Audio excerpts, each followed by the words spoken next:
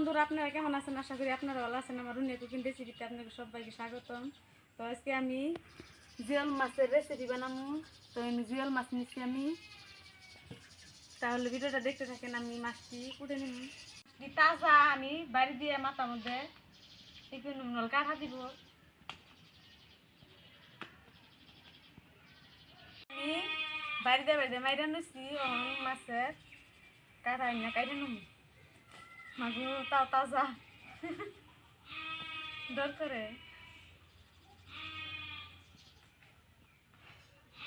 হয়ে গেছে। এই মাছের পেটে আন্ডা আসছে। আমার শরীর দুর্বল হয়েছে দেখে কই দিচ্ছি জিওল মাছ আনছি। মাছ আমার পোড়া হয়েছে। এখন আমি মাছটি ধুয়ে মুখ লাগছিল। মাছটি ধুয়ে আমি এখন আমি কাইটা মাছ দিয়ে আনছি।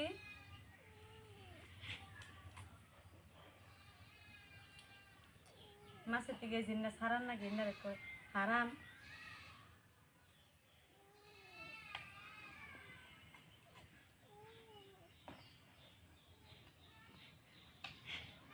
কাটা হয়ে গেছে, আমি যাবো রান্না করে।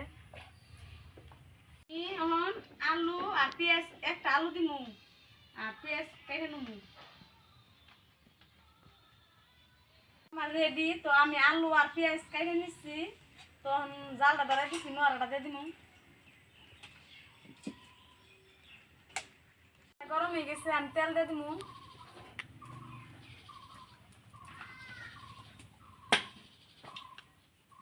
দিয়ে দিমু হলুদ গুঁড়া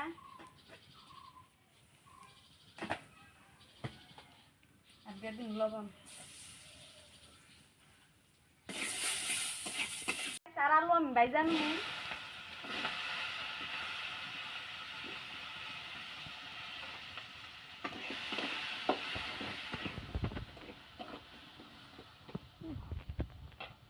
আলু পেঁয়াজের মধ্যে আমি মাছটিও ভাইজা নিমু।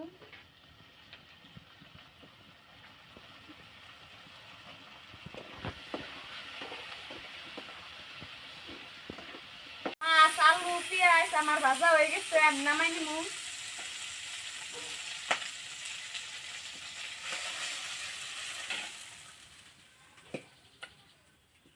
তার মধ্যে দিয়ে দিম আমি তেল।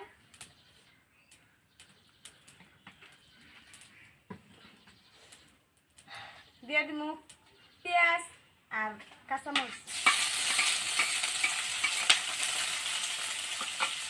টমাটোটা ভাজা ভাজা হয়েছে। মরিচের গুঁড়া, হলুদ গুঁড়া আর গুঁড়া হলুদের গুঁড়া নুন দিয়ে আমি কষাই নিই।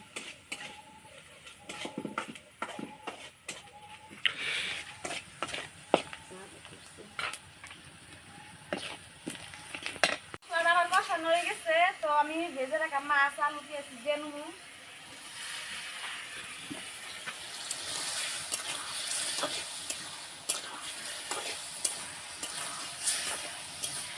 তরকারিটা দেখ আমি গুছাই হয়েছি।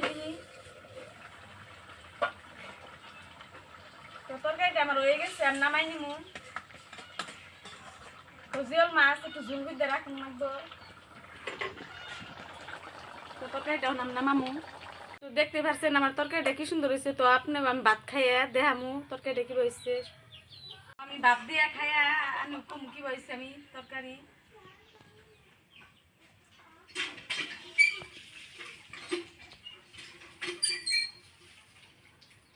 তো দেখতে পাচ্ছেন নাঙ্গ নাল নাল ভাত আউশের চালের মতন।